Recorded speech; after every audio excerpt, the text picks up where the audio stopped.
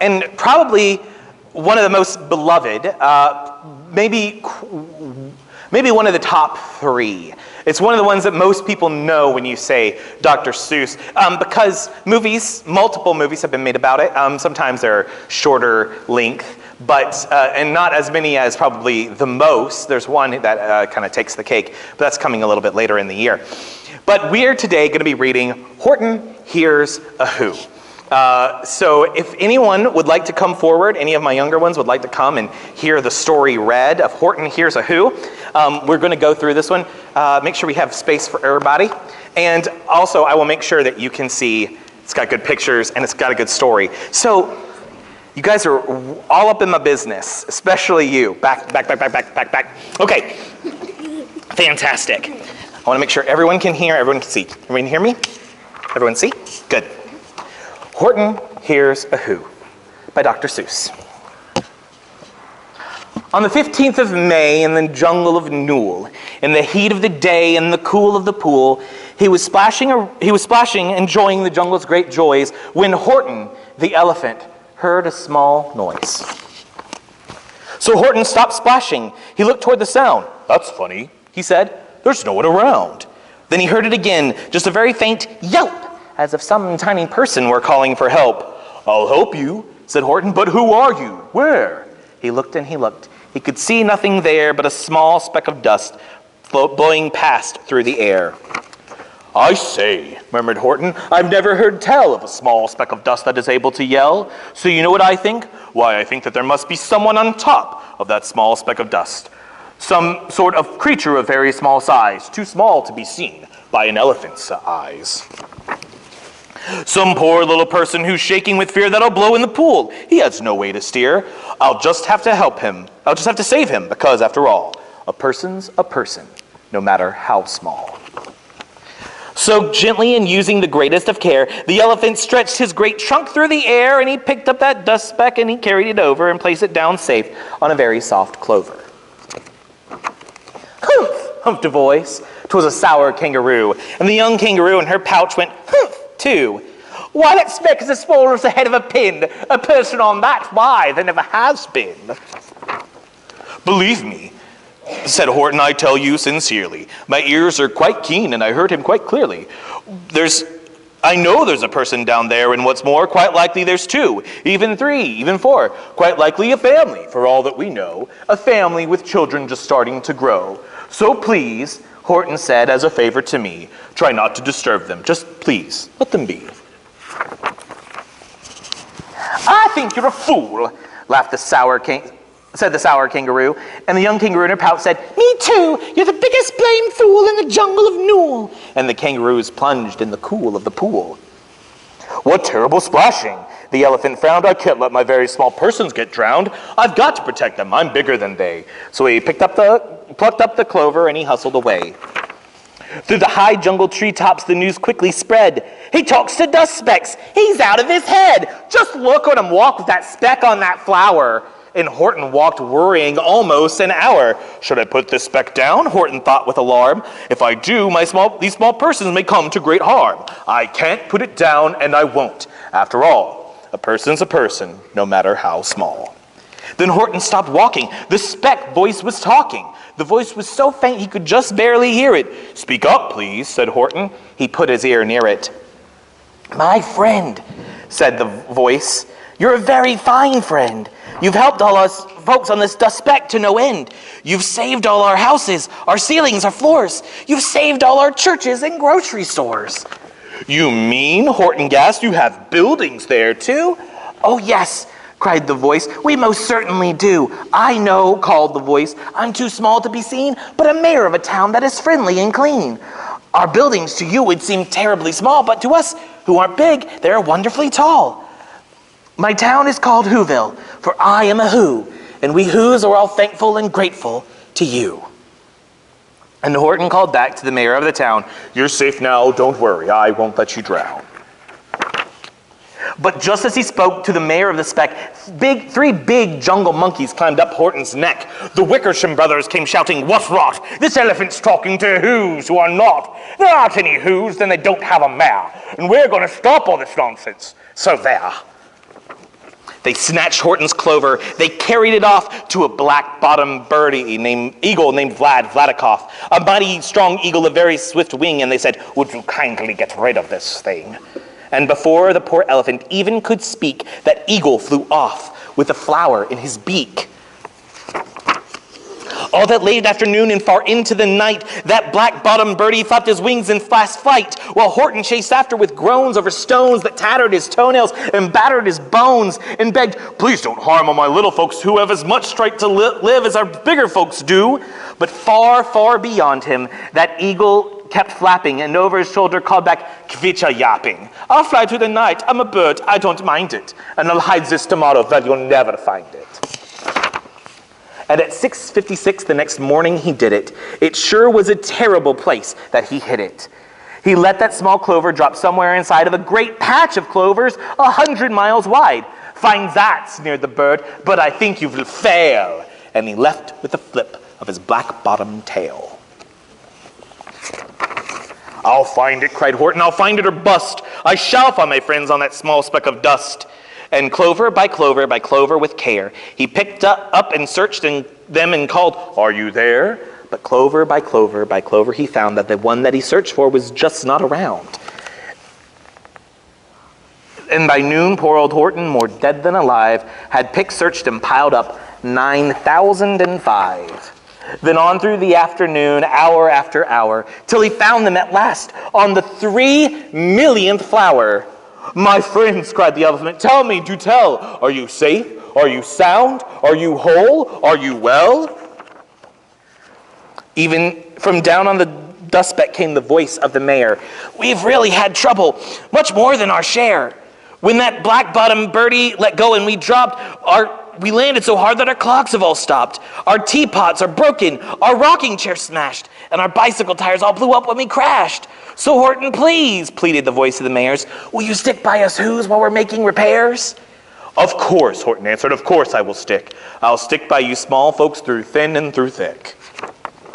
"Humph," humphed a voice. "For almost 2 days you've unbowed and insisted on chatting with persons who've never existed. Such carryings on in our peaceable jungle. I've had quite enough of your bellowing bungle."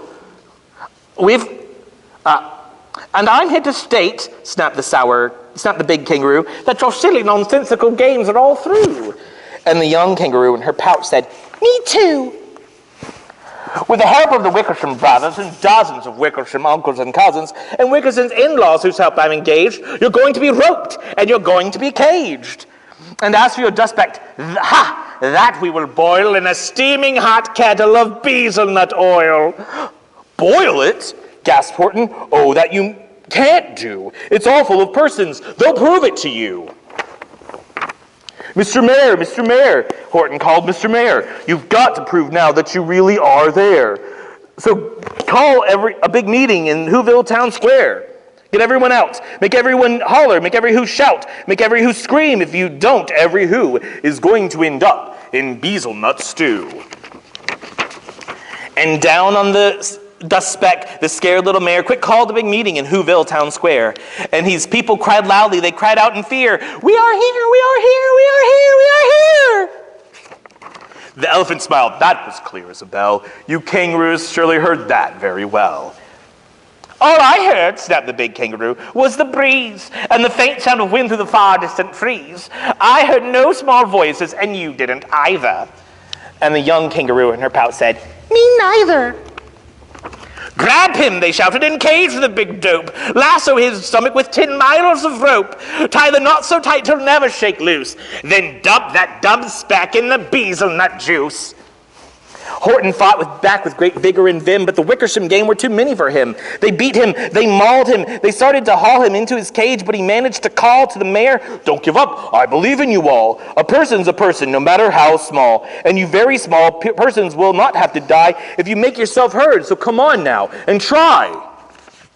The mayor grabbed a tom-tom. He started to smack it, and all over Whoville they whooped up a racket. They rattled tin kettles, they beat on brass pans, on garbage pail tops and old cranberry cans. They blew on bazookas and blasted great toots on clarinets and oompas and boompas and flutes. A great gust of loud racket rang high through the air. They rattled and shook the whole sky, and the mayor called up through the howling mad hullabaloo, "Hey, Horton, how's this? Is our sound coming through?" And Horton called back, "I can hear you just fine, but the kangaroo's ears aren't as strong quite as mine. Are you doing your best? Are you all making noise? Are you sure every who down in Whoville is working? Quick, look through the town. Is there anyone shirking?" Through the town rushed the mayor from the east to the west, but everyone seemed to be doing his best. Everyone seemed to be yapping or yipping. Everyone seemed to be beeping or bipping. But it wasn't enough, all this ruckus and roar. He had to find someone to help him make more. He raced to reach buildings. He searched floor to floor. And just as he felt he was giving nowhere and almost about to give up in despair, he suddenly burst through the door, and that mayor discovered one shirker, quite hidden away in Fairfax Apartments, apartment 12J. One very small shirker named Jojo was standing, just standing, and bouncing a yo-yo. Not making a sound, not a yip, not a chirp. And the mayor rushed inside and he grabbed the young twerp. And he climbed through with the lad to the Eiffelberg Tower. "This," cried the mayor, "is your town's darkest hour. The time for who's who have blood that is red to come to the aid of their country," he said. "We've got to make noises in greater amounts. So open your mouth, lad, for every voice counts."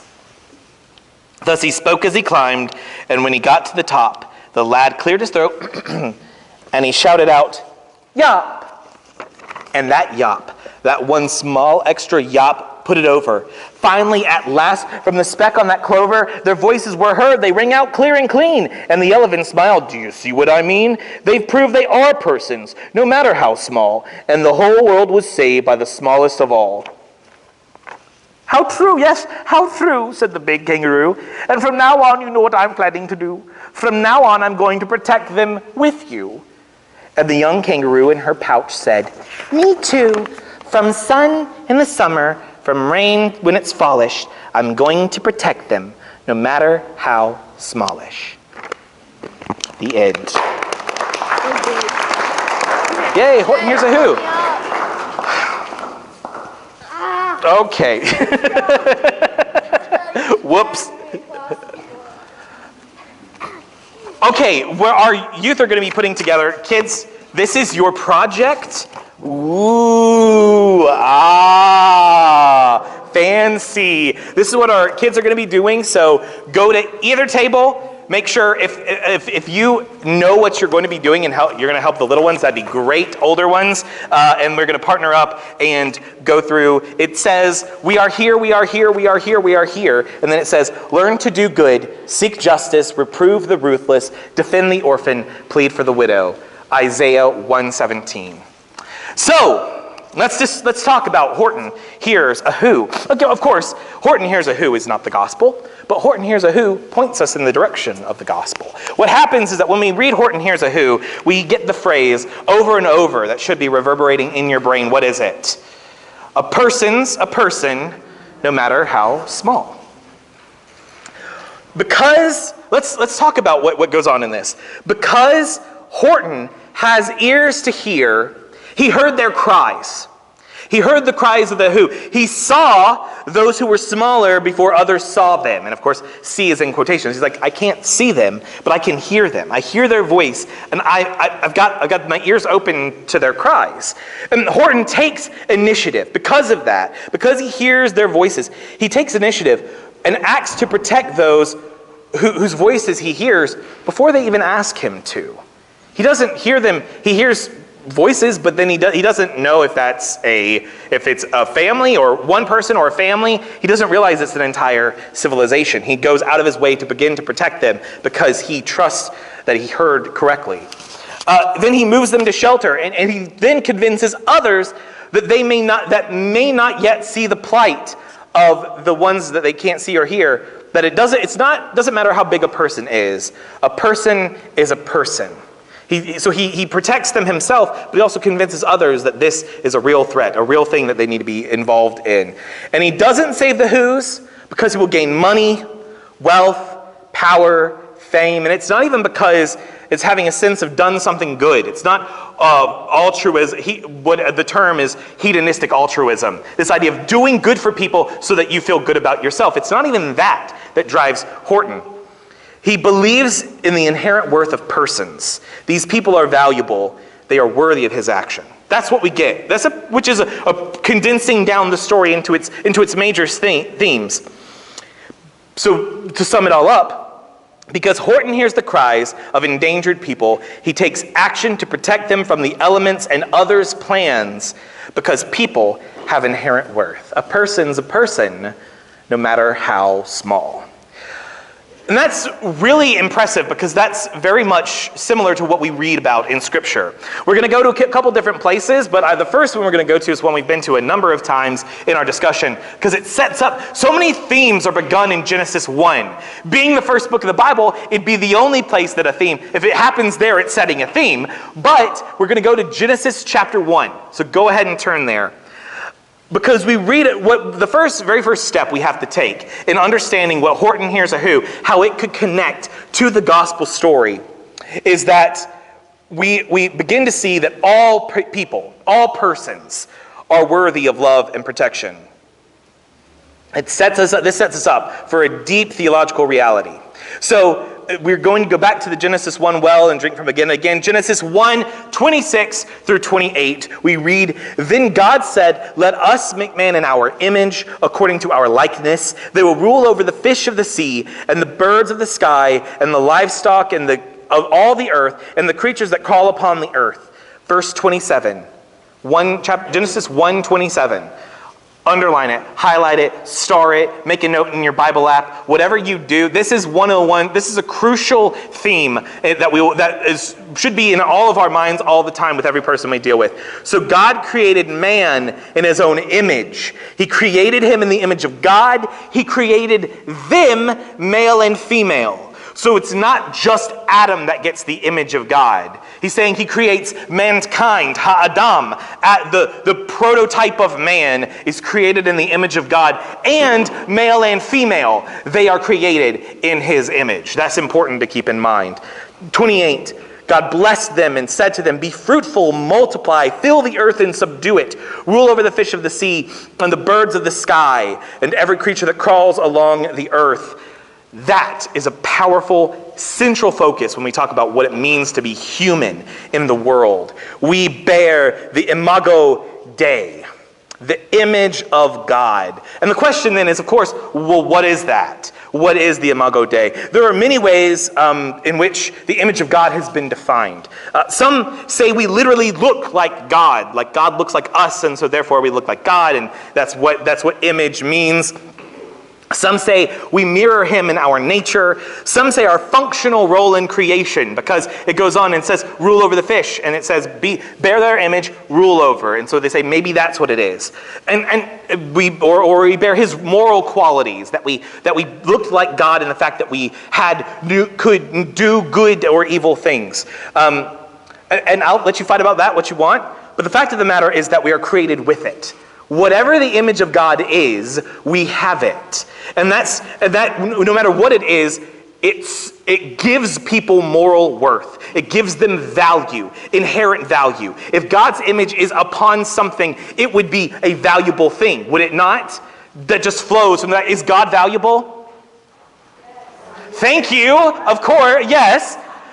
God is valuable. And if he says, this thing has my image on it, I like it, then it would be a valuable thing. And humans are that in the world.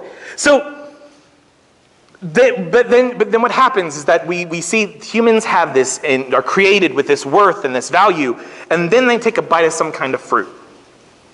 And did we lose the image?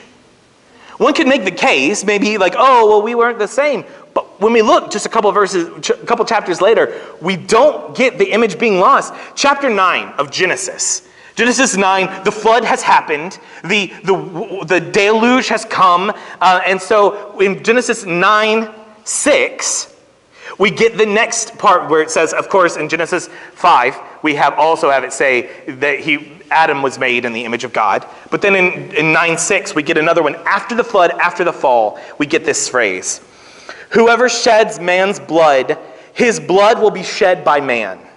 For God made man in his image." And again, when we're talking about man, it's mankind. Humans were made in the image of God, so whoever sheds a human's blood by another human, their blood will be shed.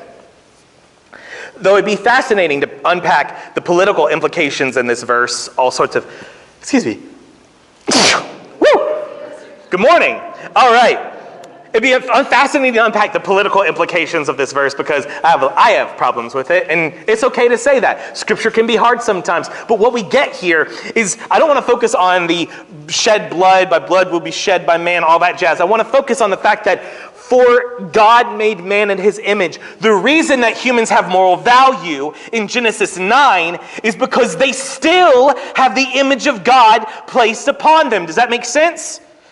Can I see some head nods? Okay, I want you to be awake. Is everybody awake? I know that we just had a great story and that makes us sleepy. We got to be awake. Does that make sense?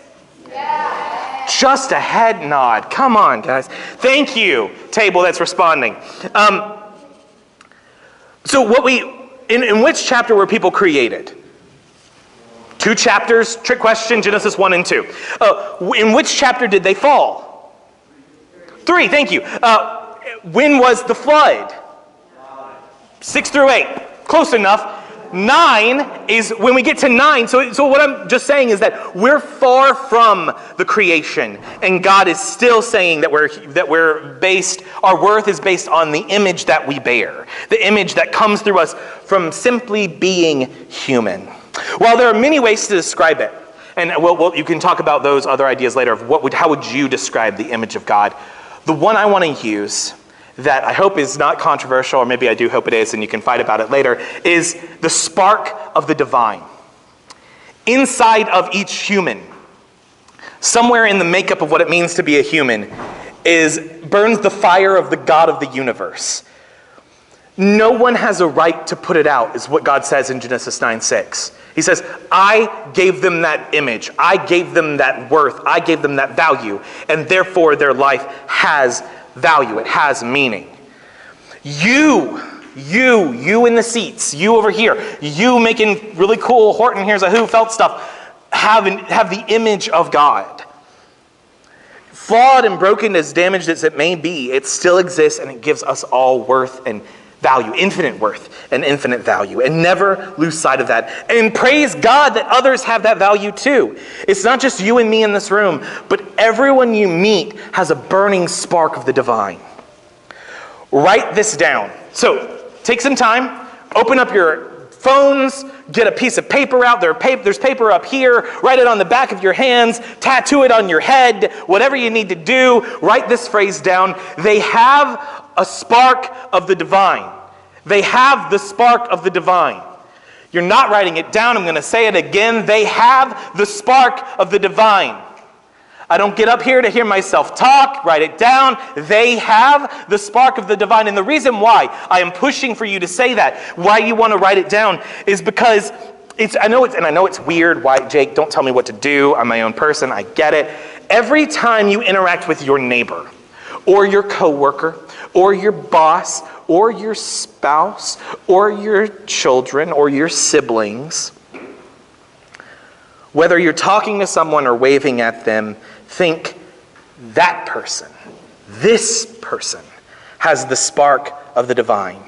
Imagine a fire, maybe unstoked, maybe smoldering, but it's in there, and it gives them infinite worth. Put that into perspective. It changes how you look at people. When you begin to see people with infinite worth, then it makes road rage begin to change. They cut you off in traffic, but God says they have infinite worth. And before your finger flares up, and before those words come out, you think they have the spark of the divine. It makes you question your browser history. When you're on the internet, before you start typing, it makes you go, wait a second.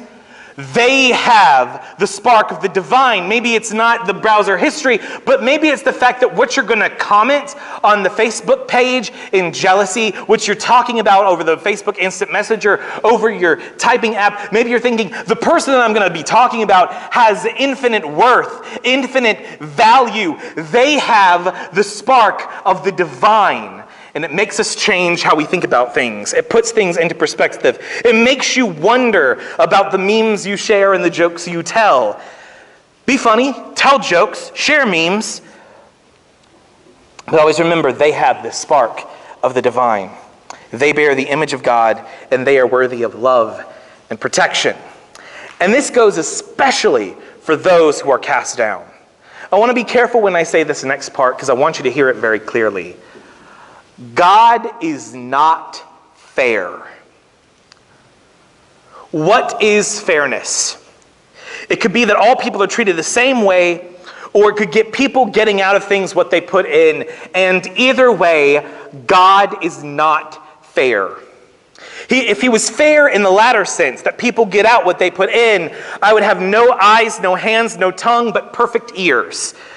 Pretty graphic, an image of to the pain, but the reason why we have that, thank you, one person. The reason why I want to make you see it is because what I, in a sense, fairly deserve is that I deserve nothing. Sinful and broken as I am, I deserve nothing, and yet God has given me life and given me blessing after blessing. It is by the mercy of God that he withholds what we deserve, and his grace is what gives us what we could never earn. In the former sense, that all people are treated the same way, it's equally false. People do not get treated the same. On a quick side note, of course, we will do a detour real fast. The Torah is full of commands not to show partiality to the poor or to the rich, but to judge fairly. By human standards, this is good. People aren't righteous or evil because they are poor. They are not righteous or evil because they're rich. People are mixes of good and bad. You're not automatically evil because you're rich. You're not automatically righteous because you're poor. Right? People are mixes of good and bad and sinful throughout. And a person can be guilty of the crimes against the Torah no matter their economic status. But there is special mention of protections for the poor and the defenseless. We're going to turn to a couple different places. If you take notes, this would be a great time to do it because we're not going to land long on these passages because there are a few of them we want to get to. Exodus 22:21. Exodus 22:21. You must not exploit a foreign resident or oppress him, since you were foreigners in the land of Egypt. You must not mistreat any widow or fatherless child. If you do mistreat them, they will no doubt cry to me, and I will certainly hear their cry. My anger will burn, and I will kill you with the sword. Then your wives will be widows and your children fatherless. If you lend money to my people, to the poor person among you, you must not be a moneylender to him. You must not charge him interest. If you ever take your neighbor's cloak as collateral, return it to him before sunset, for it is his only covering. It is the clothing of his body. What will he sleep in? And if he cries out to me, I will listen because I am compassionate. God doesn't treat people fairly. He says that he cares for certain people in certain ways. Isaiah 1:16 and 17. We've already read it. We're going to read it again. Wash yourselves, cleanse yourselves, remove your evil deeds from my sight. Stop doing evil. Learn to do what is good. Seek justice, correct the oppressor, defend the rights of the fatherless, plead the widow's cause. Isaiah 58, and we're going to be starting in verse 5 and going through verse 7. Isaiah 58, 5 through 7. I told you we're going to cover a couple different verses. You want to write them down. They're good stuff. You want to go back and check me out, check what I said. Because we're going to be in Isaiah 58, 5. Will the fast I choose be like this? A day for a person to deny himself, to bow his head like a reed, to spread out his sackcloth in ashes? Will you call this a fast and a day acceptable to the Lord? And what he's saying, we want to take a real quick pause, time out right there. He's saying, this is what you do, and this is actually what is commanded. And he's saying, but it's not what I want. What you were commanded to do was to get your heart in the right place, and your heart's not in the right place, because this is what I want. Then he says this, isn't this the fast I choose? Saying, yes, this, which is asking a question for you to answer, yes, that is the fast you choose. Isn't this the fast I choose? To break the chains of wickedness, to untie the ropes of the yoke, to set the oppressed free, to tear off every yoke. Is it not to share your bread with the hungry, to bring the poor and the homeless into your house, to clothe the naked when you see him, and to not ignore your own flesh and blood? Isn't that the fast I choose? Isn't that what you should be doing? Thank you. Dramatic effect. I told her to do that. Isn't that the fast I chose? Provide justice for the needy and the fatherless. Uphold the rights of the oppressed and the destitute. Psalm 82:3. Zechariah 7:10. Don't oppress the widow or the fatherless, the foreigner or the poor. Do not plot evil in your hearts against one another. Zechariah 7:10, like I said. Who are these people over and over again? It's the fatherless. Well, it's first of all the poor. But then it's sort of like breaking the poor into different groups. Because you could have poor that could be just a run-of-the-mill male middle age, right? That person could be poor. But he says also the fatherless, the widow and the widow and the orphan, the fatherless, the stranger and the foreigner, right? So what are those people? They're the people without anybody on their side. In a society that's patriarchal, and this is which the Middle East, the ancient Near East was. Let's just I know that sometimes we hear patriarchy and our cackles get up and we're thinking about feminism today. We're talking about back in that day, ancient Near East. It happens, and it was a patriarchy. Men had the only voices. It was the way it was. And when we think about that, you didn't have a middle-aged man, a man of a mature age in your life. You had no voice. The fatherless, the orphan, didn't have a father to defend them. And they were nothing. They could be picked up off the street, turned into slaves. The widow had no man in her life. And her usefulness would be worn out. As atrocious as that is. The stranger and the foreigner are people from a faraway place who have no family, no ties to the social fabric of the community, and yet they're looking for a place to set down their roots. And all are voiceless in their society. The poor have no one on their side. And so what all of these are quotations, many from the prophets, a couple from the Psalms that come up into play. Liberation theologians, which is a term that you may not have heard of before, but it's these people who are talking about liberation, freedom, breaking the oppressed, have called this God's preferential option for the poor. It means God's on the side of the oppressed and of the poor. God, when determining the course of history, constantly is striving to correct for the oppression of marginalized people. We see this, of course, in the Jewish people themselves, right? It's not the Egyptians that have the favor of God, but it's their slave people who are called out. It's not the ones it's not the Babylonians who are powerful, but the exiles among them who God is on the side of. It's not the powerful, Jesus even does this himself. He expresses this in his own history, is the fullest expression of God's image, and he strives to be on the side of the poor and the oppressed by his very existence. The Word made flesh was born to Emmanuel laborer, to the poor and oppressed and invaded people in the corner backwater of a massive militaristic empire built on power and crushing its opposition. He was an itinerant preacher funded by widows, bumping up against this empire on one side and the religious order bent on his destruction on the other. That's the Savior of the world. We have the beauty to know that God justified his claims by resurrection after being wrongfully convicted and sentenced to death. Jesus says in Luke 11:42, "But woe to you Pharisees, you tithe of mint and rue and every kind of herb, but you bypass the justice and love of God." He's like, everything that you get, you're tithing. You're doing exactly the minimal amount that God has asked you to do. But you should have done those things and also do the justice and the love of God. Matthew 25, 31 through 46 is a giant passage. You're going to read it later. But it's the passage of, he separates the sheep and the goats, and he says to the sheep, "Come, you who are blessed by my Father.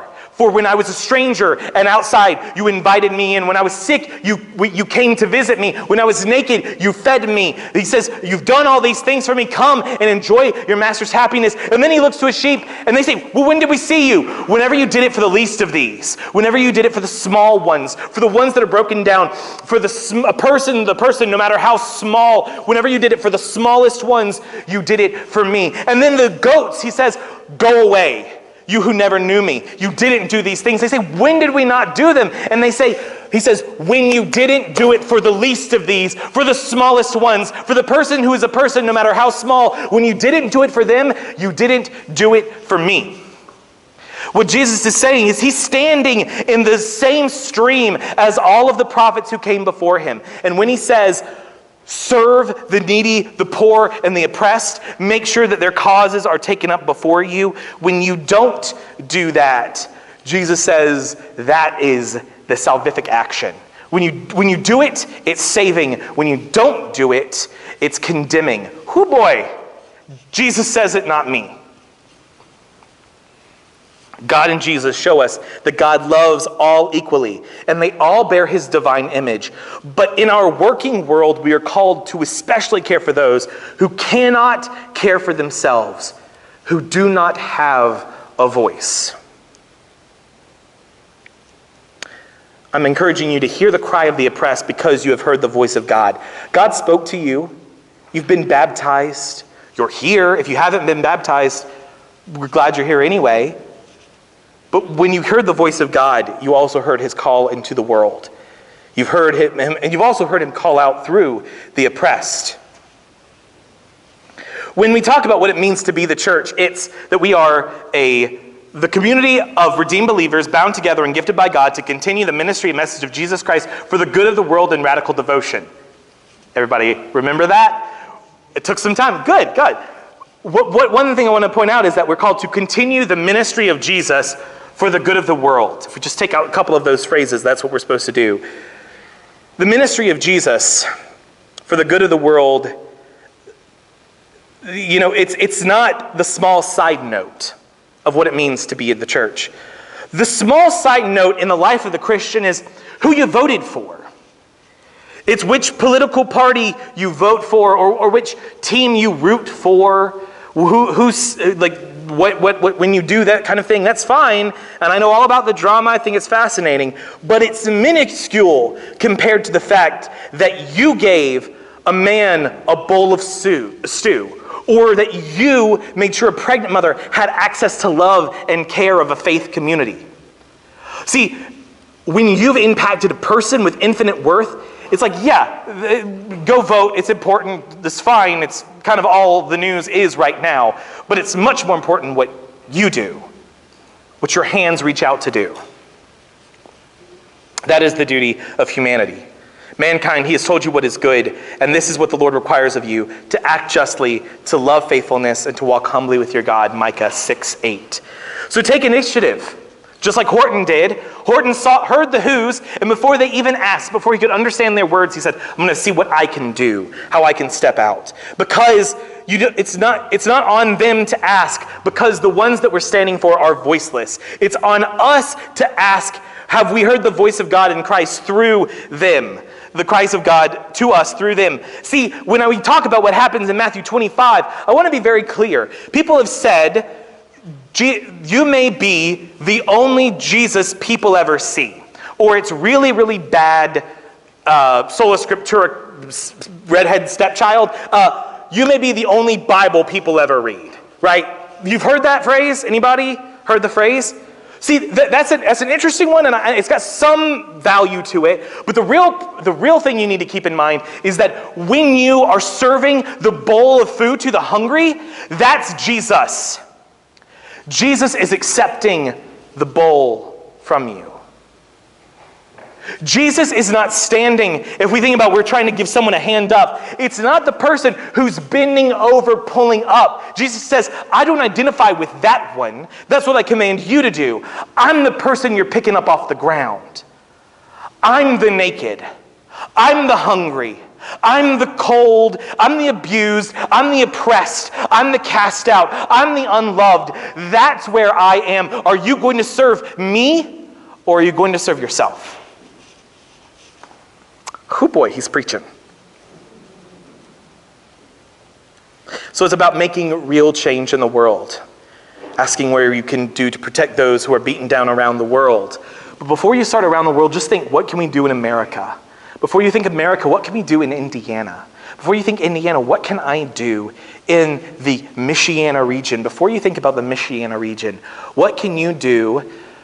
Jake Ballard, what can you do in Granger? Before I think Granger, Jake Ballard, what can you do on Jesse Court?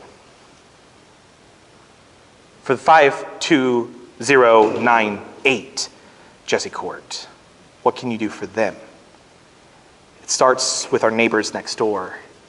Because it sounds really good, I want to make sure that I make sure everybody's taken care of half a world away. But God put you where you are so that you can affect the next door neighbors. So you can affect the people in the roundabout, Matt and Casey, in the circle there, or you can affect the trailer park. Or you can affect the people that are going to Horizon Elementary School. For me. Who are you called to? And of course, this takes some serious putting down. So who are those without a voice? And this is where I want to make sure that everybody hears this, because there are a couple different voices. And I'm going to step on some toes. I'm okay with that. I've already done it. I've already accused everyone of not doing enough. Let's just do a little bit more, right? Because what I'm called to do is to make sure that we're hearing what God's calling us to do. And there are some people, he says specifically the fatherless and the oppressed. When the prophet spoke, they called out specific people. Who are the voiceless in our society? And I gotta tell you, the one that gets me riled up and the one that gets me worked up is the unborn, the unloved, the murdered, the voiceless masses. 860,000 lives were ended in 2018, 860,000 plus. And that should get your blood boiling, because it's the ones who couldn't have a voice.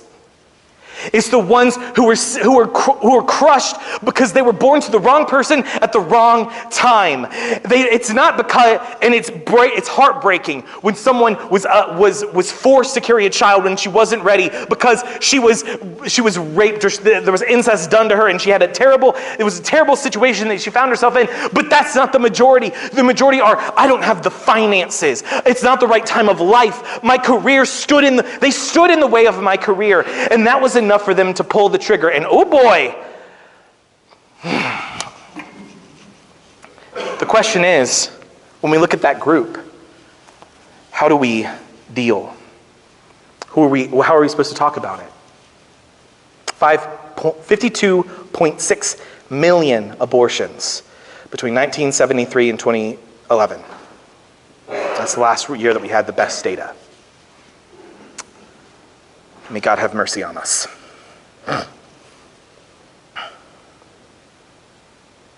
And if we take the Horton example, we hear the cry. But how many people don't understand that what they're doing is murder? And that's the real sad truth of it. How many people think that what they're taking is just a clump of cells?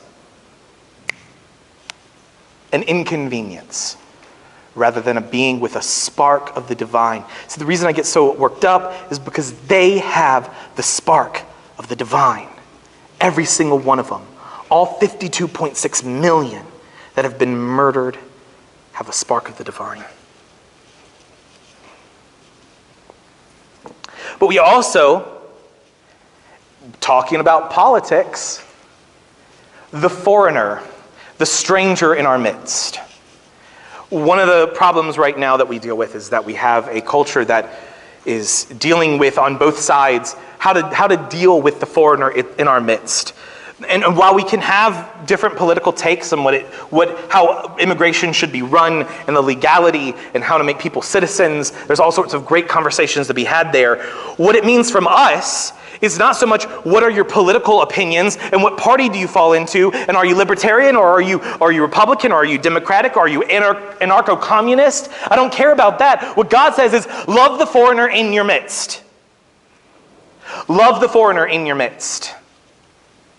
The moment that you begin to say, well, I can't believe that we're allowing them, it's like, that's not what God says. Love the foreigner in your midst. What is our calling when we're talking about foreigners? Is our calling to don a MAGA hat and a megaphone and chant, build the wall? Is our calling to honor the Old and New Testament and the laws of our nation and to respect the image of God in our international neighbors? Is our call to say everybody, all times, no matter what? It's a tough one. But no matter what your political party, I don't care about that. I care that you love people because they have the spark of the divine. I told you I was going to step on toes. Oh boy. And these two groups could be expanded. How do we deal and love LGBTQ people? How do we talk about and love people of color, lower class people, the poor, the drug addicts, the criminals? Jesus didn't hang out with people who looked and believed and acted like him. Thank God he didn't. Because when he walked around and when he did stuff, he got all sorts of crazy people on his side. The righteous, sinless Son of God had dinner parties with prostitutes and apostates and told them to leave their life of sin and that God loved them. That's the righteous, sinless Son of God. That's our Messiah. He was on the side of the poor, the sick, the downtrodden, the hurt, the oppressed. He was on the side of the hungry and he made sure they were fed. He was on the side of the thirsty and he made sure they had something to drink. He made sure people had clothes around him. He gave away the money that was given to him because he knew that others needed it. And he lifted up the poor and the oppressed. He made sure people were taken care of. That's our Messiah. Do you feel me now? Whew. So what must I do? That's a good question. No. First of all, no. The phrase that you wrote down, they have the spark of the divine. Whoever it is you're coming in contact with, but especially when that person is of the other, whether that's social class, whether that's the person is rich or poor, whether that person is living in a trailer park, whether that person is a drug addict or a criminal, God says they have the spark of the divine, and I love them. Listen to the voice of Jesus calling out in the oppressed. Who are you called to? Are you called to the unborn? Are you called to serve the poor? Are you called to serve prisoners? See, the fact of the matter is that Jesus isn't calling you to serve everyone, but Jesus is calling you to serve someone. And if what you're thinking is right now, I come to church on Sunday, that's not what I'm talking about. Who do you stand with? Who do you stand for? Could you stand with the prophets and say, yeah, I'm taking care of the fatherless, the poor, and the oppressed? Jesus isn't calling you to serve everyone, but he's calling you to serve someone. Be Horton. And so I'm going to read you a poem as we go to our final song. This poem is our prayer for today. The church is Horton, and the world's full of who's. You may not like the work, but you don't get to choose. When Jesus said love, when he said go and do, he was talking to me. He was talking to you. Care for your neighbor and care for the poor. Care for the needy and care for the sore. The sick, the imprisoned, the orphaned, the widowed. Care for the unborn, the outcast, the losers, the zeroed. A person's a person, no matter how small. And God says, love them, everyone, love them all. Amen.